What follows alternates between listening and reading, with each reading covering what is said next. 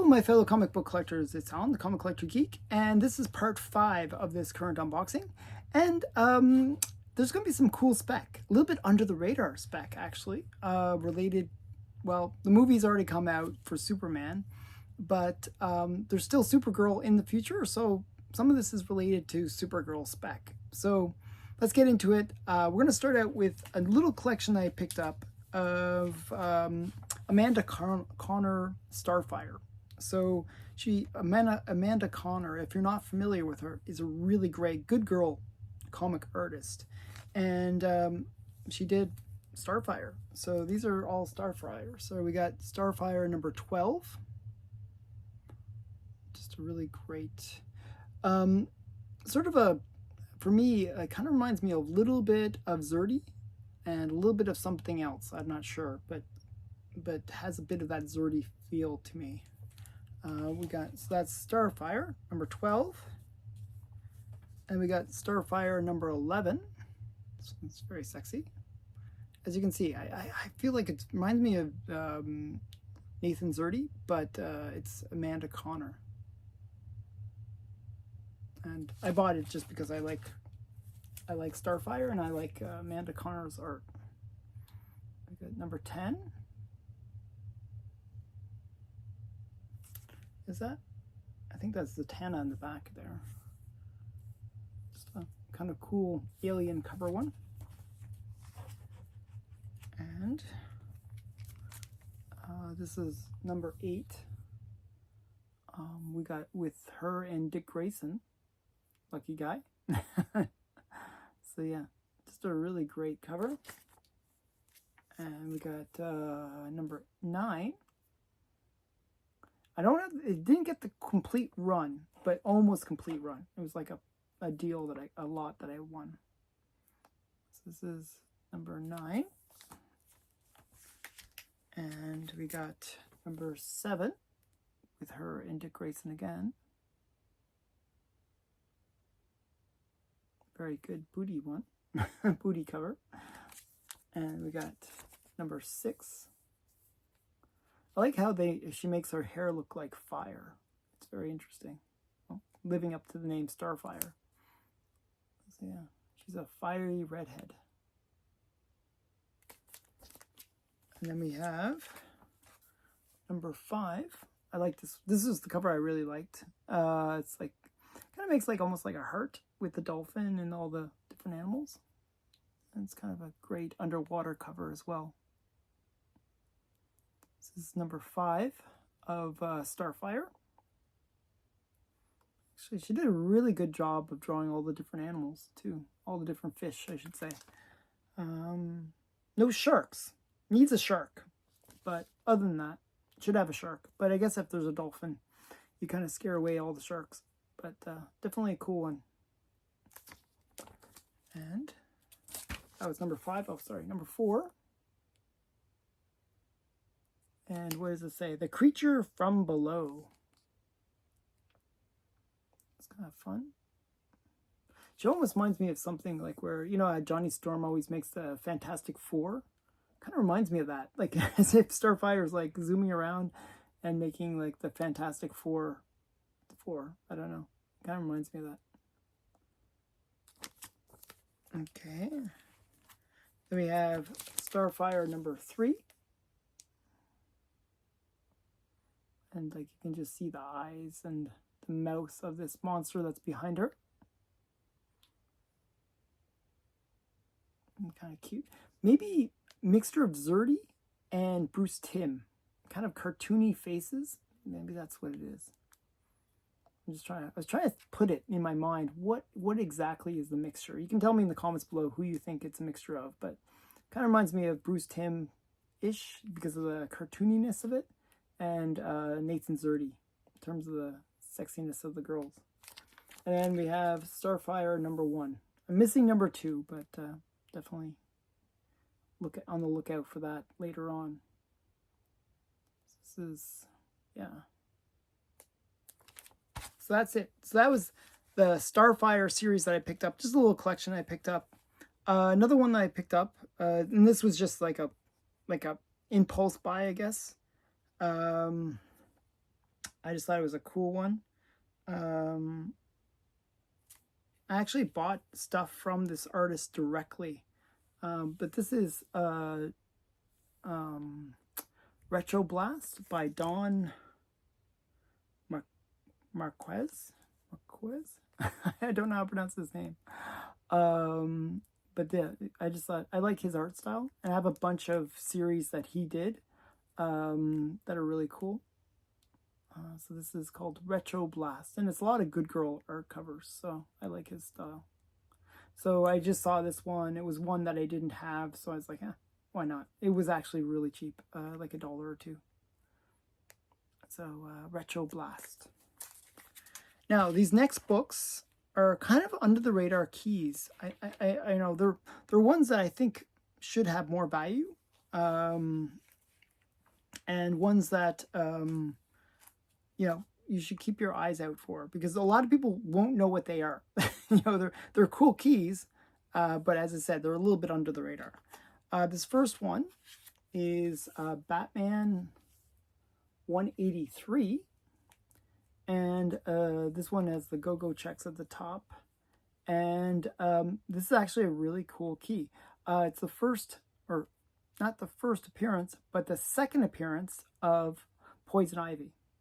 And this really is a continuation of the previous, like 181 story, where they tell a little bit more about Poison Ivy, and she breaks out of prison, and it's a whole story in it. But it's a kind of a cool one. Gives a little bit more details about the origin of Poison Ivy, and just you know, kind of a cool book for that reason. So Batman 183, second appearance of Poison Ivy. Has a nice go-go check cover too. Actually, it's really interesting. They have this sort of crimson Batman at the top here, which is interesting. It's kind of a fun one. And then we have this book. This book has actually got so many keys related to it. So this is Batman Man of Steel, #1 from 1986. This one has a retelling of the origin story for Batman. Now this is Superman, Superman, Man of Steel, has the retelling of the origin story of Superman. And the interesting thing about this is Superman's first appearance post-Crisis. So Crisis on Infinite Earths really kind of sorted out all of the origin stories and all the characters that are in DC. It kind of was like, you know, I think Crisis on Infinite Earths was really all about trying to sort out continuity within the DC universe. And they really kind of tweaked everything to try to make everything kind of work in terms of continuity.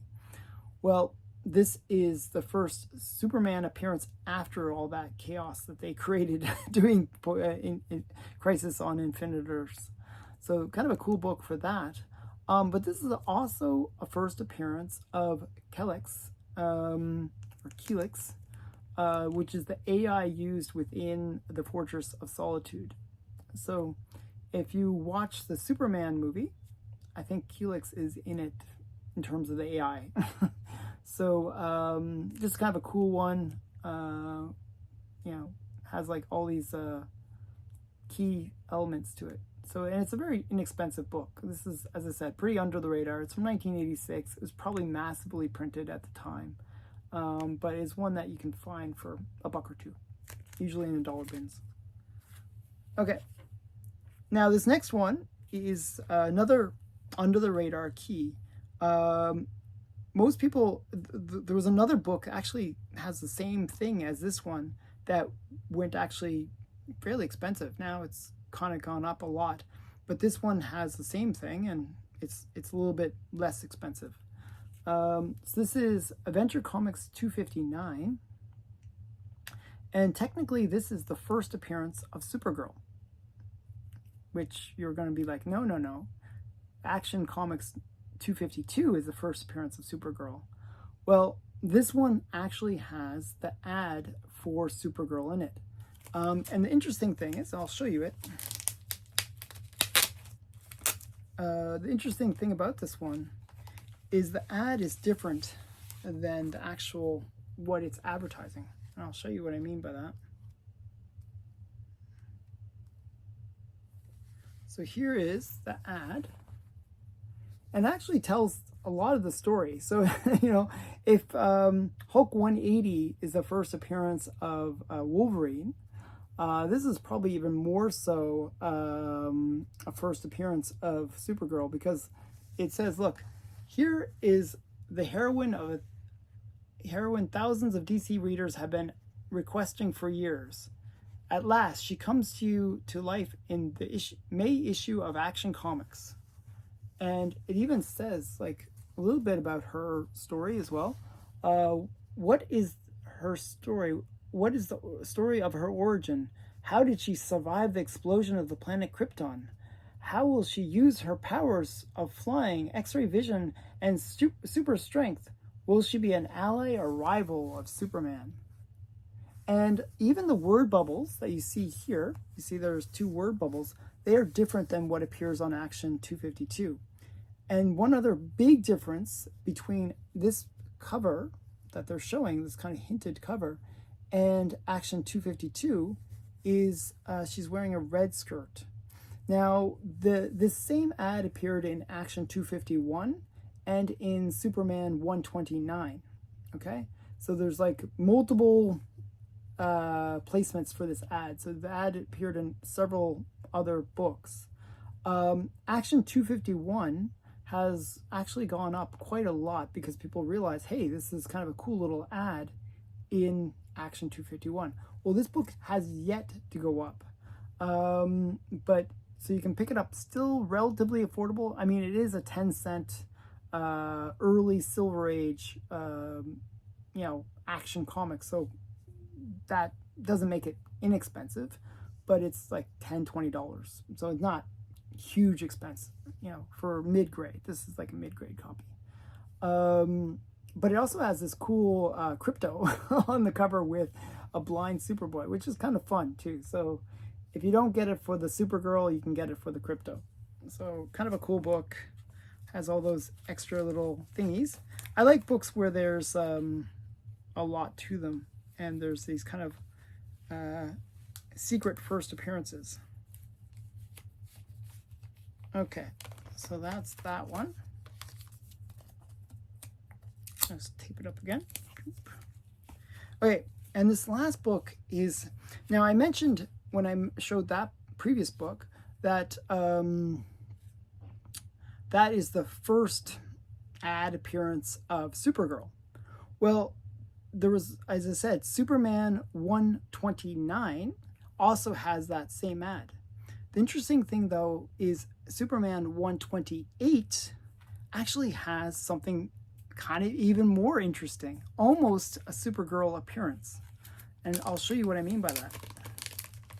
So this is Superman 128. So this is prior to the ad of Supergirl. And,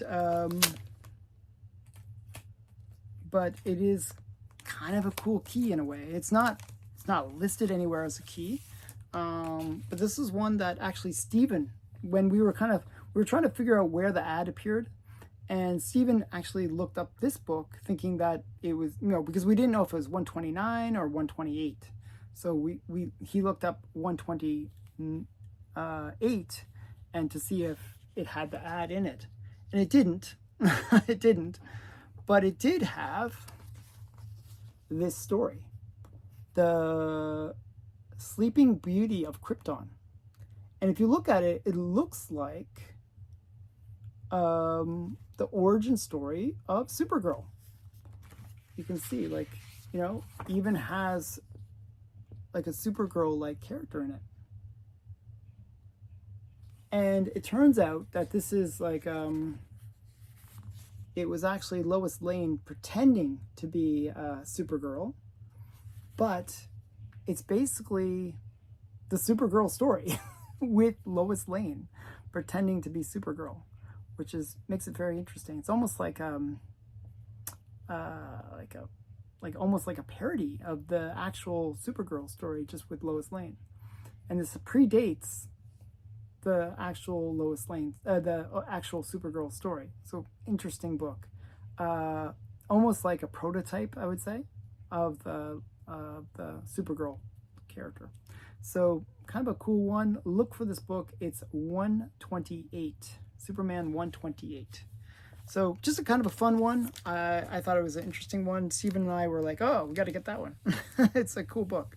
So those are it for this part. Stay tuned. I'll be constantly increasing the level of books that I show per video. So in terms of collectability and cost, actually. So keep on staying tuned. I hope you enjoyed this video. Thanks again for watching. Please remember to like, comment, and subscribe. Bye for now.